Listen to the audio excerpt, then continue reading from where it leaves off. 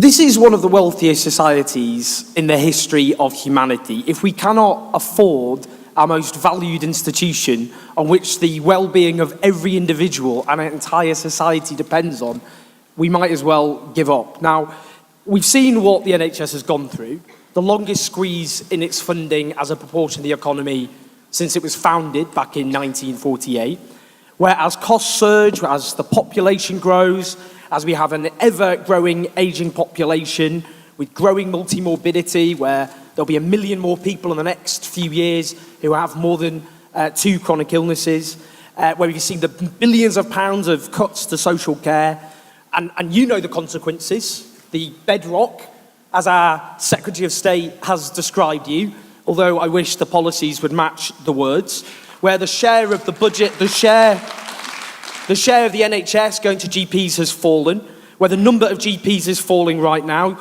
and the consequences that you face every day, the escalating workload, the fact that 2 out of 5 of GPs suffer mental distress related to their work and are considering leaving the practice, where people's lives are being put as a consequence at risk, where life expectancy growth is stagnating for the fastest rate since the 1890s, where 4 million are on waiting lists. We could go on. But think about how wealthy this nation is. Yeah, we went through one of the worst economic crises in our history. But the wealth of the richest 1,000 people more than doubled in this country over the last few years.